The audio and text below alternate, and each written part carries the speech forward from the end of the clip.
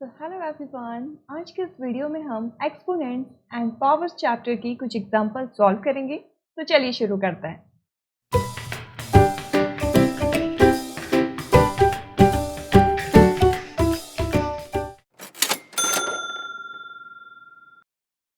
First example is, यहाँ पर जो एक्सप्रेशन है इसमें हमें m की वैल्यू फाइंड करनी है। 7 raised to the power 6 divided 7 raised to the power 4 minus m equal to 7 raised to the power 8। अब यहाँ पर जो 7 है ये बेस है और ये दोनों यहाँ पर है सेम, बट यहाँ पर क्या हो रहा है, एक्सपोनेंट डिफरेंट है, जो पावर्स है वो यहाँ पर डिफरेंट है। इस 7 में से हम ले लेंगे कॉमन, जो बेस है उसे हम यहाँ पर कॉमन ले लेंगे। हमने यहाँ पर 7 को कॉमन ले लिया और 6 minus 4 minus m equal to 7 raised to the power 8। अब यहाँ पर माइनस माइनस हो जाएगा plus, 7 raised to the power minus 6 4 plus m। अब जब हमने यहाँ पर 4 माइनस m को ब्रैकेट से बाहर निकाला, माइनस माइनस हो गया प्लस, हमने यहाँ पर प्लस साइन लगाया है, equal to 7 raised to the power 8। अब इसको कर देंगे हम सॉल्व। 7 6 में से 4 जाएंगे, बचेंगे 2 plus m equal to 7 raised to the power 8। अब यहाँ पर हमें जो बेस है वो तो दोनों सेम है, बट अभी हमें यहाँ पर निकालना है m की value. 2 plus m equal to 8। अब यहाँ पर जो बेस था उसे ना लेते हुए हमने यहाँ पर जो एक्सपोनेंट थे उसकी हमें यहाँ पर वैल्यू फाइंड करनी है, जो m है उसकी। m इक्वल टू, ये जो 2 है ये उधर जाने पर हो जाएगा माइनस का, 8 माइनस 2। यहाँ पर m की वैल्यू आई है 6। m इक्वल टू 6, ये हो गई इसकी वैल्यू। आई होप आपको ये एग्जाम्पल क्लियर हुआ होगा। अब बढ़ते हैं हमारे नेक्स्ट एग्जाम्पल की तरफ।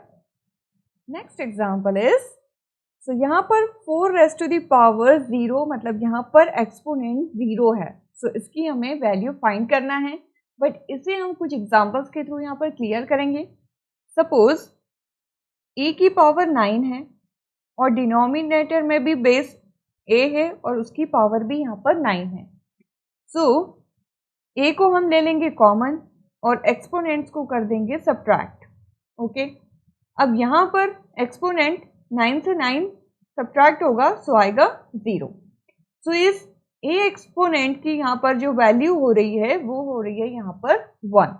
और इसे हम एक तरह से भी कर सकते हैं, जैसे यहाँ पर a raised to the power 9 है तो इसे हम कट कर सकते हैं, ये हो जाएगा 1। विच मीन्स ये जो a raised to the power 0 है इसका मतलब होता है 1। यहाँ पर जो हमें एग्जाम्पल दे रखा है 4 का जो एक्सपोनेंट है 0, इसका मतलब होगा 1। हमारा जो आंसर है वो है 1। इसी टाइप की जब आपको एग्जाम्पल्स आएंगे तो आपको ये ध्यान रखना है कि 4 या फिर किसी भी नंबर का एक्सपोनेंट अगर 0 है तो उसका मतलब होता है 1। बढ़ते हैं हमारे नेक्स्ट एग्जाम्पल की तरफ।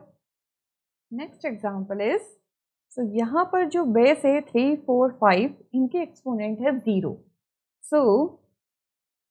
3 raised to the power 0 plus 4 raised to the power 0 plus 5 raised to the power 0। अब आपने पहली वाले एग्जाम्पल में देखा था कि 4 रेज़्ड टू द पावर 0 का मीनिंग हो रहा था 1। यहाँ पर भी इन तीनों का मीनिंग होगा 1। 1 प्लस 1 प्लस 1, 1, इन तीनों वंस को हम ऐड करेंगे आएगा 3। ये हो गई इसकी वैल्यू। आई होप आपको ये एग्जाम्पल क्लियर हुआ होगा। बढ़ते हैं हमारे नेक्स्ट एग्जाम्पल की तरफ। नेक्स्ट एग्जाम्पल इज, यहाँ पर जो एक्सप्रेशन है इसे करना है simplify. So 2 raised to the power 5 into 3 raised to the power 4 into 16 upon 3 raised to the power 2 into 64. Okay, अब यहाँ पर जो 16 और 64 है इसके हमें प्राइम फैक्टर बताना है. सो 2 raised to the power 5 into 3 raised to the power 4 into, अब 2 को जब हम 4 टाइम मल्टीप्लिकेशन करेंगे तब 16 आएगा. तो यहाँ पर हम राइट करेंगे 2 raised to the power 4 upon 3 raised to the power 2 into, अब 2 को जब हम 6 टाइम मल्टीप्लाई करेंगे तब 64 आएगा. सो हम यहाँ पर राइट करेंगे 2 raised to the power 6.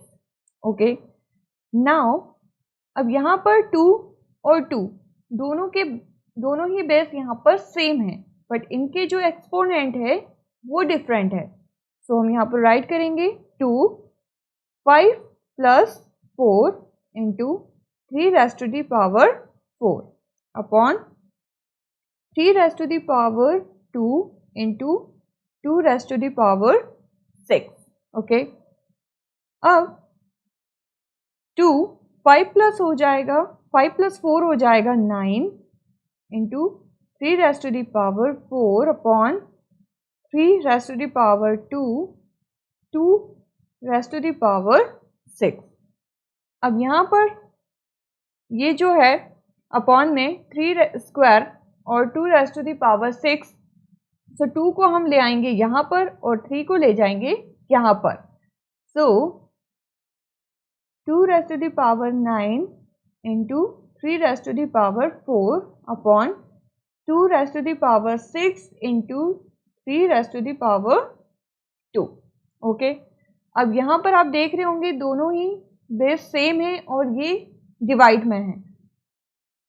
So 2 raised to the power 9 minus 6, मतलब यहाँ पर जो 2 थे, जो दोनों बेस थे वो सेम थे. सो हमने यहाँ पर ले लिया 1 2 और ये जो एक्सपोनेंट है इसको कर देंगे हम सब्ट्रैक्ट इनटू.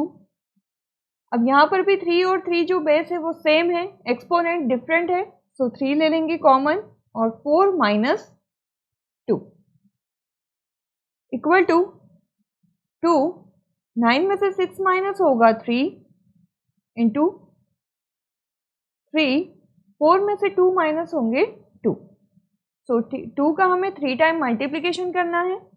सो 2 2 ज़ा 4, 4 2 ज़ा 8. तो यहाँ पर हम राइट करेंगे 8 और 3 का 2 बार मल्टीप्लिकेशन करेंगे सो आएगा 9. सो यहाँ पर हम इन दोनों का कर देंगे मल्टीप्लिकेशन. 8 9 ज़ा 72. सो ये हो गया इसका आंसर. सो आई होप आपको ये एग्जाम्पल क्लियर हुआ होगा. आपको बस यहाँ पर थोड़ा सा एक्सपोनेंट और बेस का ध्यान रखना है और कि कब हमें इसे माइनस करना है, कब ऐड करना है, कब मल्टीप्लाई करना है, ये सब आपको लॉज में पढ़ने को मिलेगा. तो आप लॉज को बहुत अच्छे से पढ़िए, तभी आप इसके एग्जाम्पल इजीली सॉल्व कर पाएंगे. सो ये इस वीडियो का लास्ट एग्जाम्पल था. अब मिलेंगे नेक्स्ट वीडियो में. Till then bye bye, take care.